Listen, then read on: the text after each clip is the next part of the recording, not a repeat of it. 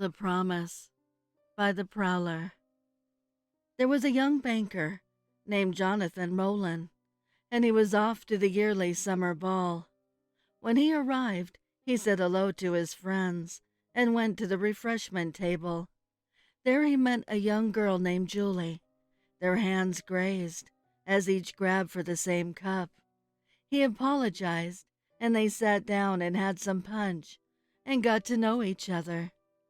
The two were having the most tremendous time.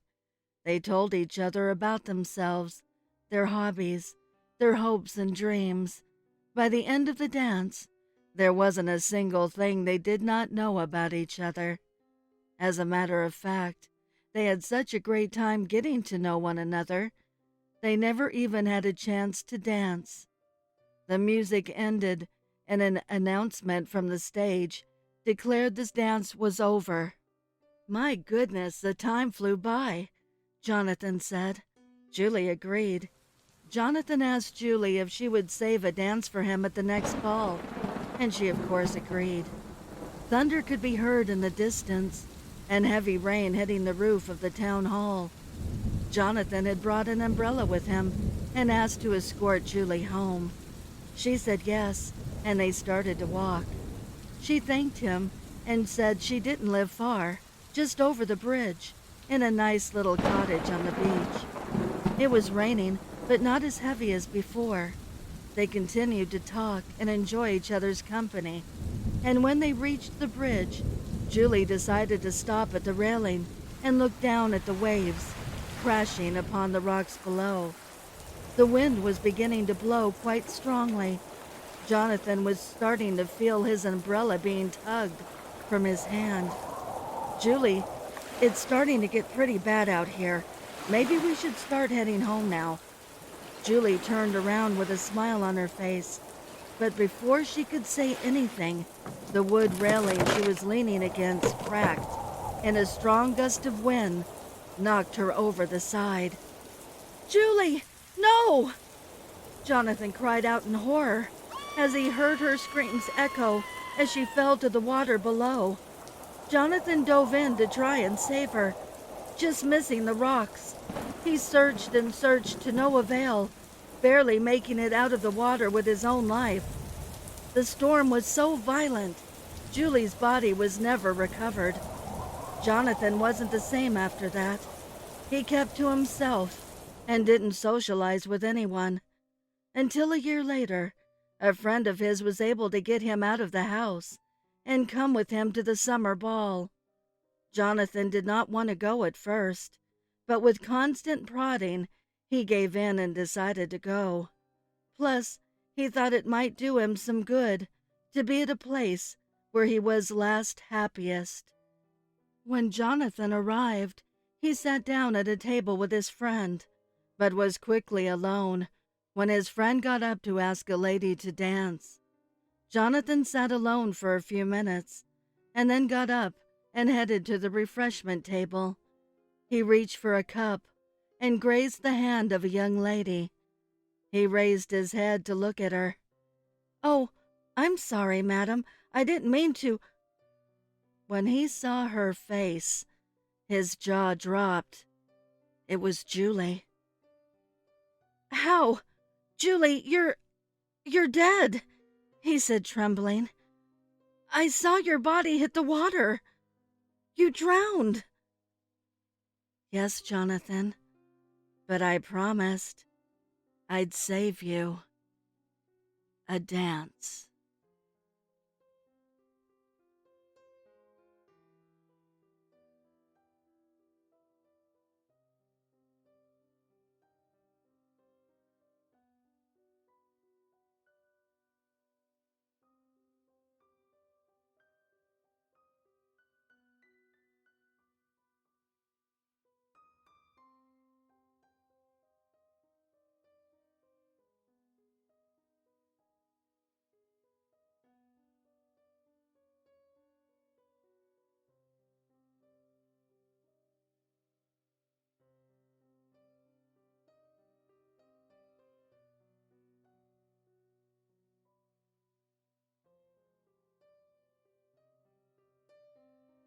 White Face by Dream Effects. Mariella believed in ghosts. She had grown up on warnings of La Llorona and El Coco, and her grandmother always swore the spirit of a nurse had saved her life once. As long as she could remember, she'd believed such otherworldly things existed.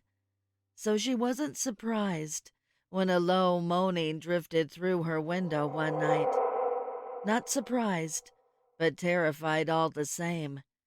The cries raised in volume and pitch, sobbing, then screaming. Mariella huddled under her blanket, too frightened to move. Only her eyes peeked out, glued to the window. "Don't come here," she pleaded silently. "Please, don't come here." Lightning flashed, illuminating a white face pressed against the glass. Its dark hair hung ragged, its mouth poured blood, and its black eyes locked with hers. Mariella fainted. She woke early the next morning, exhausted but alive. Too many scary movies, she thought, as she buttered a slice of toast. In the warm light of the sunrise, she easily dismissed the previous night as a dream, munching her breakfast contentedly. Until sirens tore through the quiet morning, red and blue lights flashing outside. The pounding on the door brought back her terror. She let the police officers in, her last bite of toast going down like gravel. Yes, she believed in ghosts, but the words the officers spoke were somehow less believable. The victim. Tongue cut out. Found outside your home, ma'am. Another soft moan cut through her daze. Except this one, she realized, was coming from herself. I Escaped from a Haunted Movie Theater by the Bat Belfry. My friend Jake and I were shopping for our costumes at the Halloween hut. He kept babbling on about some guy who found a creepy cabin in his basement. There is an old folk tale about a witch who builds her house inside your home. People think the witch was the one responsible for the cabin, Jake explained. I didn't really pay him much attention. Jake loves his scary stories, true or not. We paid for our costumes and finally left the store. It was a dark night, and the costume store lied in an area with little to no buildings. What little light there was came from lampposts scattered around the parking lot. A good handful of them flickered on and off. I started walking towards our car when suddenly Jake called out to me, "Hey, Matt, look, the movie theater's open." The movie theater was indeed open as I glanced over to it. 2 spotlights shined over the front of the building, illuminating the giant worn-out posters. "Jake, it's 2 in the morning. It's Friday night. A quick horror movie won't kill ya." I sighed and reluctantly followed him to the ticket booth, standing outside the front doors. A creepy-looking man greeted us at the window. Good evening, young lads. Ready for a unique cinematic experience, unlike anything you've lived? He spoke a little funny, but I was more taken aback from his appearance. Rotting flesh, missing limbs. Had it not been the last days of September, I would be running to my car right about now. "Nice zombie costume. The theater let you guys dress up?" Jake asked. Why, good sir, this is my uniform. All part of the immersive experience. Cool. Anyways, you got any movies playing right now? Just one. He handed me and Jake a pair of tickets and waved us towards the door. Didn't ask for any payment. Sweet! Jake retrieved the 2 tickets and dragged me inside. The lobby looked old and like it hadn't been maintained at all. We approached the counter where another similar-looking zombie-esque employee waited. "How may I serve you, fine gentlemen, this evening?" "A large popcorn and 2 sodas, please," Jake ordered. Jake usually ordered nachos and candy, but I guess he was just trying to get into the auditorium as soon as possible. We took our food and headed to Auditorium 8. The hallway had the usual red carpet and posters filling the walls, all for movies I've never seen or heard of. We stopped briefly when the employee from the concession stand came running to us with a pair of 3D glasses. "Forgot to give you guys these." "You'll need them." The employee then returned to the lobby. We stepped inside the auditorium and took our seats in the middle. After a few minutes, without playing any ads, the movie starts. A giant lake surrounded by trees in the night appeared. A tall, bulky man with an axe stood by the lake, looking directly at us. He began walking to us for what felt like an eternity. "This movie is kinda slow, don't you think?" I told Jake. We watched as a man jumped out of the screen and inside the auditorium. I stood up from my seat and took off my glasses. The man disappeared. I turned to Jake, who did the same. "Yo, what?" I asked. Jake put his glasses back on, and so did I. The man now appeared in the row in front of us, swinging his axe. I ducked out of the way and saw the axe slice through Jake's arm. Jake screamed at the top of his lungs. Tears flooded out as he froze in shock. Flight or fight instinct kicking in, I ran out of the auditorium and down the hall. Various serial killers and creatures I recognized from the posters came out of their respective auditoriums. I tossed and rolled the trash cans to slow them down as I made my way out of the movie theater. Running to my car, the employee at the ticket booth hollered at me. Hope you had a wonderful time, and see you again soon. I got in my car and floored it. Called the cops once I drove past a good 10 blocks. When they arrived, they found the theater empty and abandoned, as I had remembered it before Jake and I entered the Halloween hut. Jake was nowhere to be found. I still have the ticket from the theater and the glasses. Every now and then at night, I put them on to make sure none of them followed me home. But every now and then, I don't know why this even occurred to me, I could maybe wear them one night and see my friend Jake again. La Llorona of Punta Negra. Deleted author. La Llorona is a common urban legend known in all of Spanish-speaking America and parts of the States. Basically, she is a woman who once loved a man, but when she was refused by him, she decided it was because she had children. The story goes that she quietly took her 2 very young children to an irrigation ditch to play in the water, then calmly took them deeper and deeper in, and quietly held their heads under until the ripples and thrashes stopped. She ran, soaked and disheveled, to the man and confessed, thinking he would agree to marry her finally. He said no. He panicked, he struck her, and threw her out.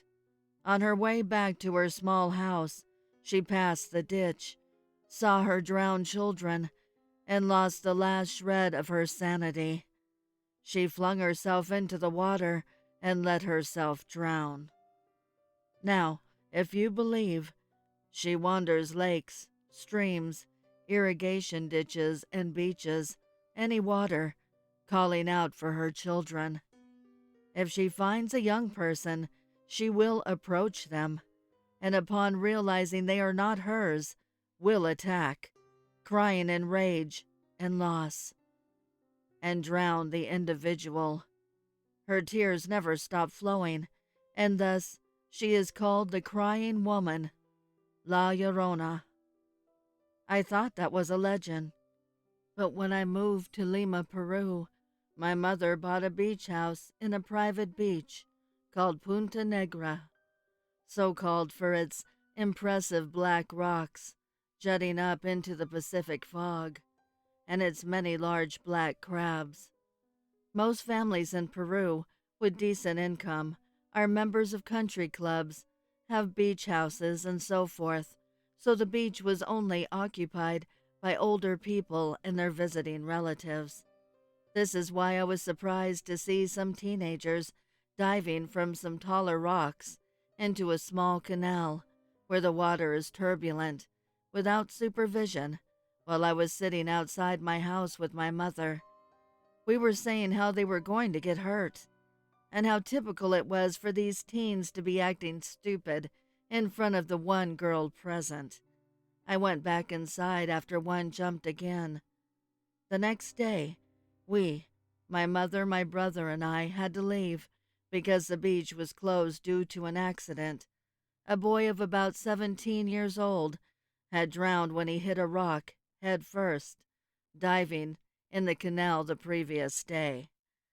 I was shocked, of course, because I probably had seen him jump and just left. When the beach reopened, the three of us went back for the rest of the week, but I was uneasy. I was 11 or 12 at the time, but found myself crying myself to sleep each night I was there, feeling sad, hopeless, and all around pathetic. It wore off during the day, so while some cousins and a military friend were chatting with my mother, I went for a swim. Suddenly, it all went black. I only felt sharp pain all over my legs and face, and salt in my mouth. I came to being carried out by the military guy.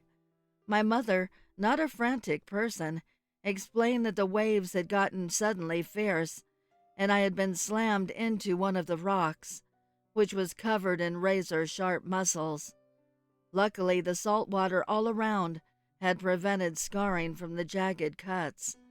At this point, I started to feel not only depressed during the night, but at all hours as I was at the beach.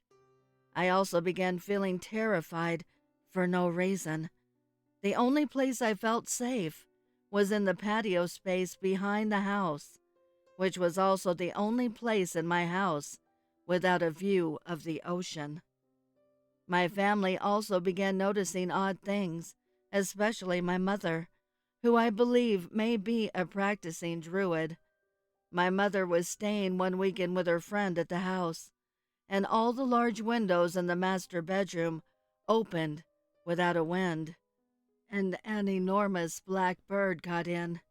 My mother hated birds, so this shook her. My brother also suffered. He was 14 or 15, and more than once got into his bed only to find those large crabs and cockroaches infesting his sheets. He hates anything resembling a spider, so I'm sure the crabs gave him a small heart attack. As the summer came to a close, we decided not to use the beach house in the next summer, but my father had arrived from his tour of duty and insisted we use it and stay for the entire summer, which in that area is about 2 months. I protested heavily, but to no avail. It seemed that while everyone's fears were coming true, with my mother almost losing me and the bird, the creatures in my brother's bed, I was the only one who felt powerful pain while being there. Now that I was forced to be by the beach at all times, I started noticing frequent visitors, such as our cousins who had a house to our left, and an old couple who owned a nearby villa. I also noticed a woman, middle-aged, who never seemed to go into any house in particular. She did stop by a couple houses every other week or so, but she ambled slowly by our house every day and looked into my bedroom window as she did. It was those eyes, dark, soulless, and distorted by the tears ever present.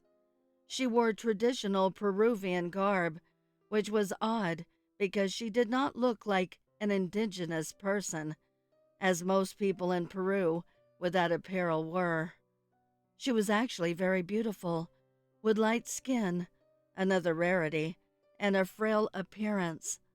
She was also very tall for a Peruvian woman, standing at about 180 centimeters, about 5 feet 9 inches. She both fascinated and enthralled me, but my brother only found her to be weird for peeping. He didn't find her attractive at all, but she was the only thing by the sea that did not make me feel sick. But then I started dreaming. I'm not a very peaceful sleeper. I have constant nightmares, and once when I was taking pills to prevent malaria, my dreams took on a horror I still block out. Though if I want, I could remember them clearly. The dreams at Punta Negra were hundreds of times worse, filled with water, darkness, icy cold salty brine, and the sound of crying. I woke every day, wanting to just jump into the ocean and die. Near the end of the summer, my family had to go back to Lima to restock on groceries to bring back. I was too numb inside to go with them, or even leave my bed, so I ended up alone in the house. I spent my time breathing slowly and trying to feel happy, but I could only cry silently. About 30 minutes into my little moment, I heard the sliding glass door at the front of the house open and slam closed, as one might do if they were kicking it shut due to their armloads of groceries. I was motivated enough to get up and go to the kitchen to help, but it wasn't my parents or brother. It was the woman. But it was not the woman. She was dressed as usual, and with the same eyes, tear-stricken, but the similarities ended there. I immediately noticed her size, now around 150 centimeters, less than 5 feet tall, and her old shriveled face. Her clothes were faded and wet, as if they had been hand-washed in salty water many times.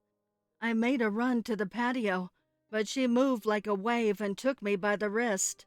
Her hand was so cold that I went into shock for a second. I was suddenly in the water. I was in the canal, between the two enormous rocks, laden with sharp black mussels and crawling with crabs. I tried fiercely to escape, but I was also buried in the sand, up to my thighs, and caught in a surge. In those moments, I experienced perfect clarity on the situation. The boy before had been pulled under by the woman, taken up in the surges of the canal, and beaten by the rocks. A natural death trap. It was the woman who had tortured me and induced tears, who had terrorized my family, and who previously had flung me into the waves to be crashed into the rocks. Now there was no escape. I admit that I let myself be overcome in that instant. I gave up, and my tears stopped flowing. Before I let go and all faded to black, I had her beautiful image in my eyes. I woke up in Lima, in my bed, in my room, in my normal house. My mother was with me and calmly explained that she had wrestled me from an old woman who was keeping my head down in the water in the canal and pulled me up from the sand. We never went back to that house or the beach, not as a family. But in my last few weeks in Lima, before I moved in June of this year, I bummed a ride off of a friend with a house there, and in the winter chill and drizzle, I walked right to the water's edge. I could hear crying.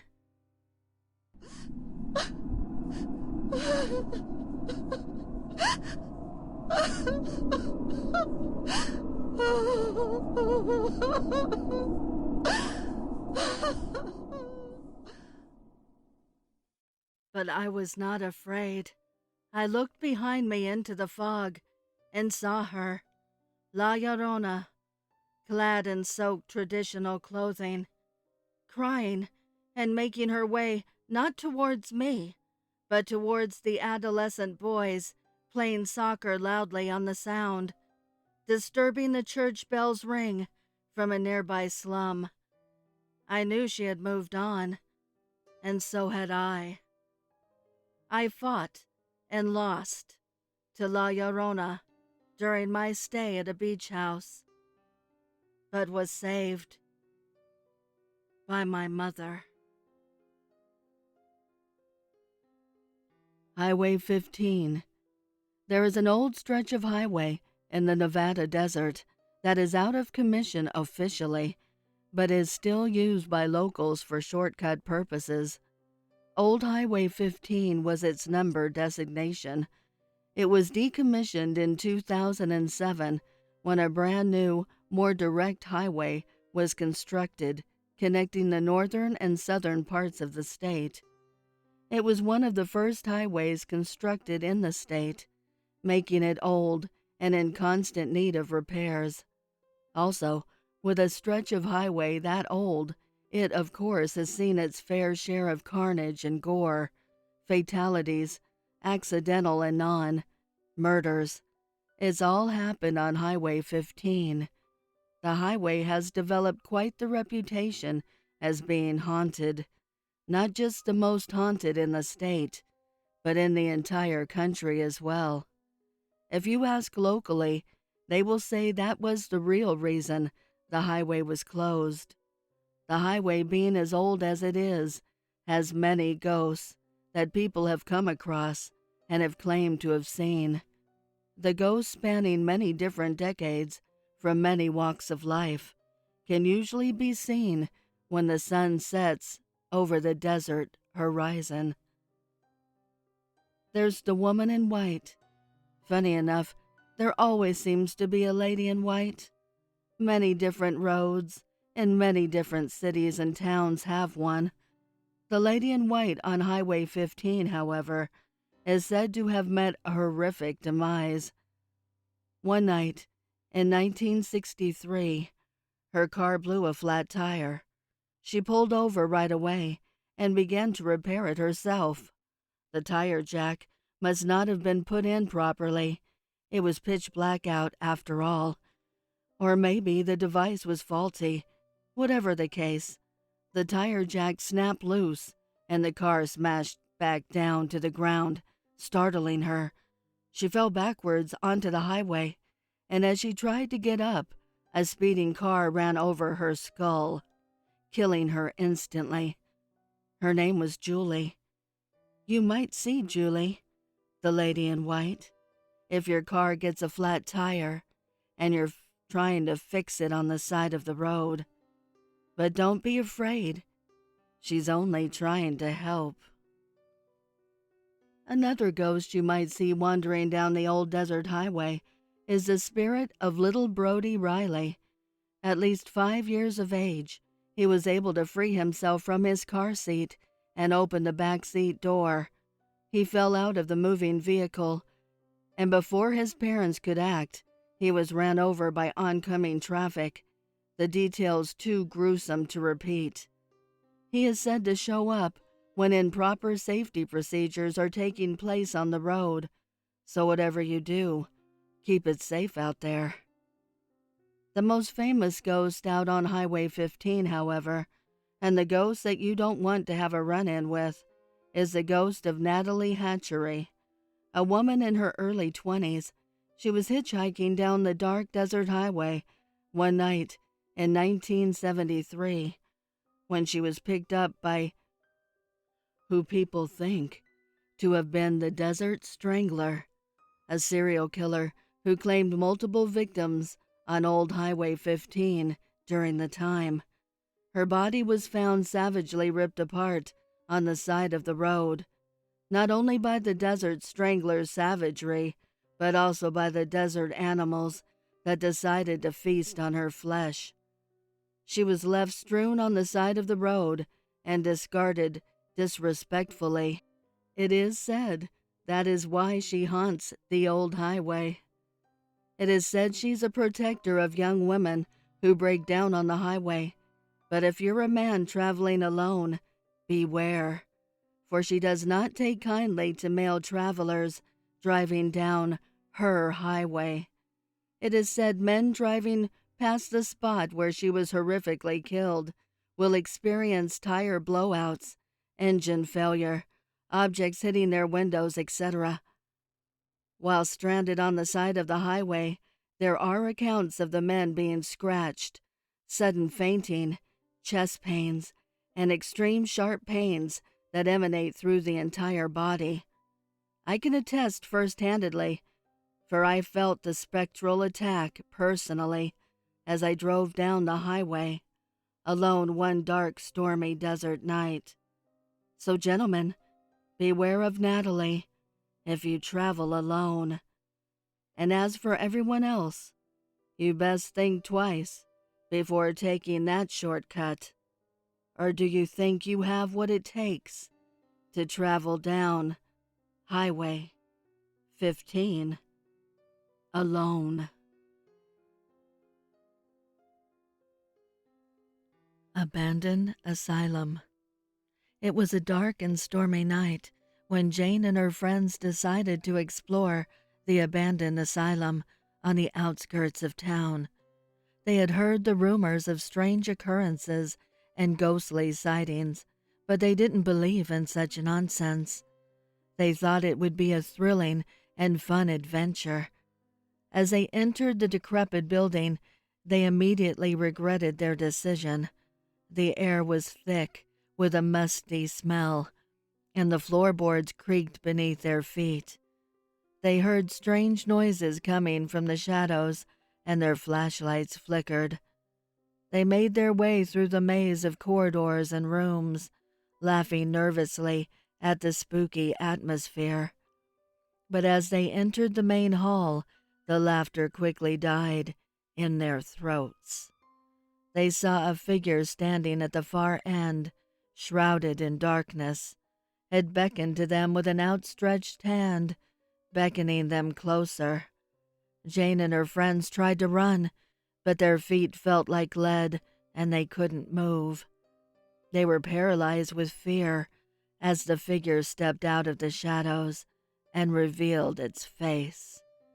It was a patient who had died at the asylum. His eyes were empty and his skin was rotting away. Ah! He let out a blood-curdling scream and disappeared into the darkness. Jane and her friends were never seen again. Some say they were trapped in the asylum, forever doomed to roam the halls with the ghostly patients. And on stormy nights, if you listen closely, you can hear their screams coming from the abandoned asylum.